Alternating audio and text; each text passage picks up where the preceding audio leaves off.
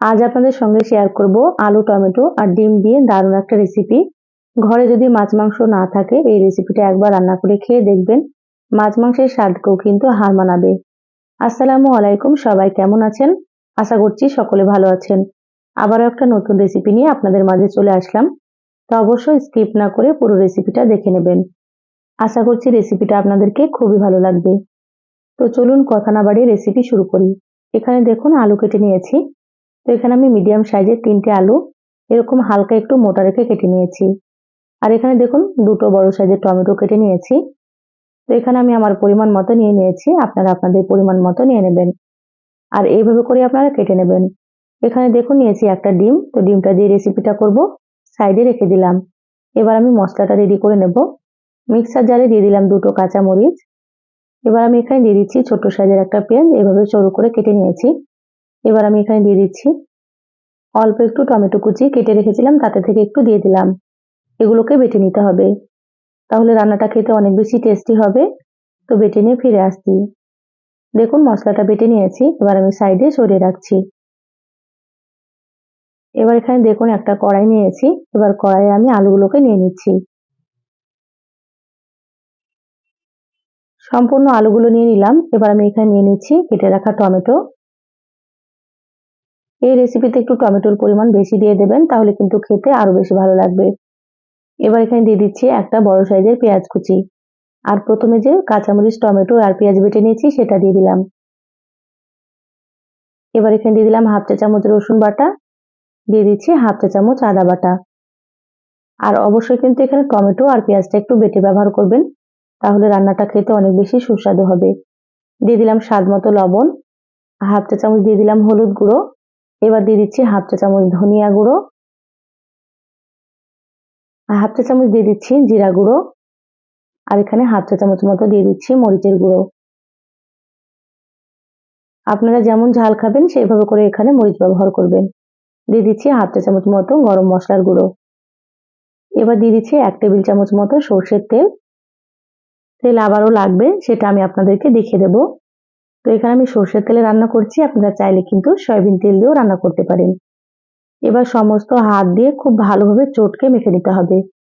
যত ভালোভাবে মাখা হবে রান্নাটা কিন্তু ততই বেশি ভালো লাগবে খেতে। একটু সময় নিয়ে মেখে নিচ্ছি। তো যারা ভিডিওটি ইউটিউব চ্যানেল থেকে নতুন দেখছেন, প্লিজ চ্যানেলটা সাবস্ক্রাইব করে চ্যানেলের সাথেই থাকবেন। আর যারা ফেসবুক পেজ থেকে ভিডিওটি দেখছেন, একটা লাইক দিয়ে পেজটা ফলো করে রাখবেন। তাতে করে আমি যখনই ভিডিও আপলোড করব, আপনারা সবার প্রথমে নোটিফিকেশন পেয়ে যাবেন। দেখুন হাত দিয়ে খুব ভালোভাবে চটকে মেখে নিলাম। এভাবে সুন্দর করে মেখে নিতে হবে। এবার আমি এখানে দিয়ে দিচ্ছি সেদ্ধ হওয়ার জন্য পরিমাণ মতো পানি। তো এখানে একটু পানির পরিমাণ বেশি দিতে হবে, কারণ সবকিছু সেদ্ধ হবে সেজন্য। এখানে প্রায় আমি 3 কাপ মতো পানি দিয়ে দিলাম। এবার খুব ভালোভাবে একটু নেড়েচেড়ে নিচ্ছি।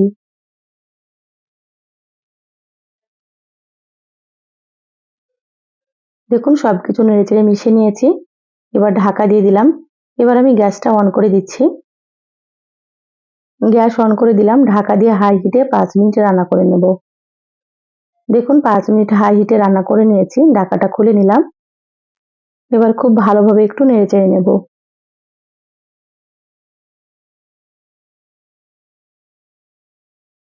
দেখুন নেড়েচেড়ে নিয়েছি। এবার আমি গ্যাসের আঁচ মিডিয়ামে রেখে আরো 10 মিনিট মতো রান্না করে নেব। তারপরে আপনাদেরকে দেখাচ্ছি। দেখুন মিডিয়াম আঁচে 10 মিনিট রান্না করে নিয়েছি, ঢাকাটা খুলে নিয়েছি। দেখুন ঝোলটা কিন্তু অনেকটাই কমে গিয়েছে, আর আলু টমেটো কিন্তু খুব সুন্দর মতো সেদ্ধ হয়ে গিয়েছে। এইভাবে একটু সময় নিয়ে সেদ্ধ করে নিতে হবে। এবার একটা চামচ দিয়ে এভাবে কিছু আলু এইভাবে করে একটু ভেঙে ভেঙে নিচ্ছি, তাতে করে ঝোলটা একটু ঘন হবে আর রান্নাটা কিন্তু খেতেও বেশ ভালো লাগবে। তো আমি কিন্তু সম্পূর্ণ আলুগুলো ভেঙে নেব না, কিছু আলু গোটা গোটা থাকবে আর কিছু এভাবে করে ভেঙে নিতে হবে, তাহলেও কিন্তু রেসিপিটা খেতে অনেক বেশি টেস্টি হবে।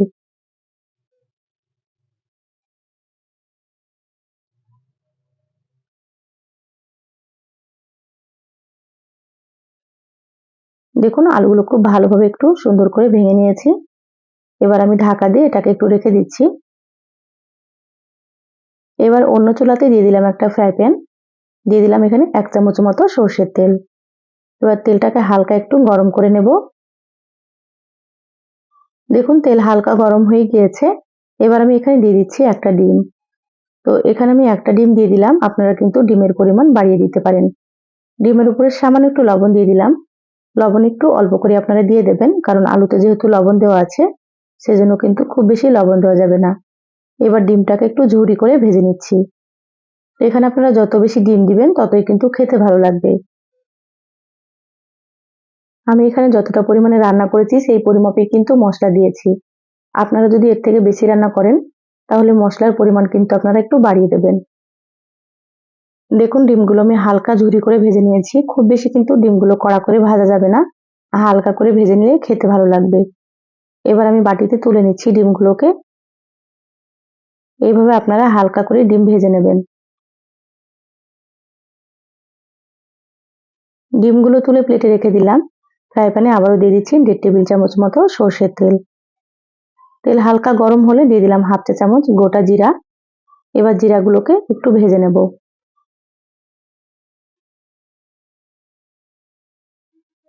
দেখুন জিরাগুলো হালকা একটু লালচে করে ভেজে নিয়েছি। এবার এখানে দিয়ে দিচ্ছি অল্প একটু পেঁয়াজ কুচি। এবার নেড়েচেড়ে পেঁয়াজগুলোকে লালচে করে ভেজে নিতে হবে। গ্যাসের আঁচ মিডিয়ামে রেখে ভেজে নিচ্ছি।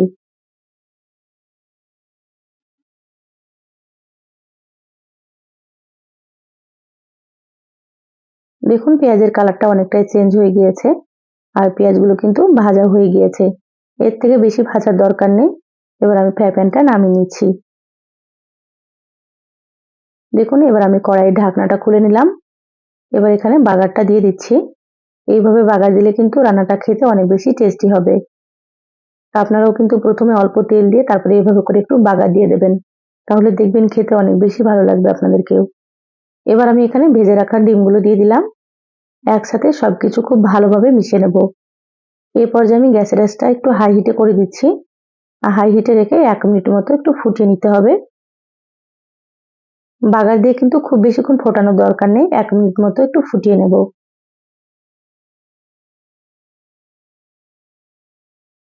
দেখুন সুন্দর মতো ফুটে গিয়েছে। এবার আমি এখানে দিয়ে দিচ্ছি 1/2 চা চামচ ভাজা জিরা গুঁড়ো।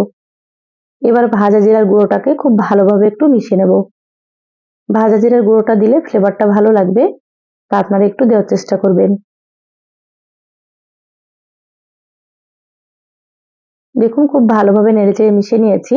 রান্না হয়ে গিয়েছে। এবার আমি গ্যাস বন্ধ করে দিচ্ছি। ঢাকা দিয়ে 5 মিনিট রেখে দেব, তারপরে আপনাদেরকে দেখাচ্ছি। দেখুন 5 মিনিট পর বলে ঢেলে নিয়েছি। মাশাআল্লাহ কালারটা দেখেই হয়তো বুঝতে পারছেন রান্নাটা কতটা সুন্দর হয়েছে। খেতেও কিন্তু ভীষণ ভালো লাগে। তো এইভাবে একবার আপনারা অবশ্যই রান্না করে খেয়ে দেখবেন। বাড়ির সকলেই কিন্তু খুবই পছন্দ করবে। তো রেসিপিটা কেমন লাগলো চ্যানেলের কমেন্ট বক্সে কমেন্ট করে জানাবেন। ভালো লাগলে একটা লাইক দিয়ে ভিডিওটা আপনারা শেয়ার করে দিবেন। সবাই ভালো থাকবেন, সুস্থ থাকবেন। ফিরে আসবো আবারও কোনো নতুন রেসিপি নিয়ে। ধন্যবাদ সবাইকে। আল্লাহ হাফেজ।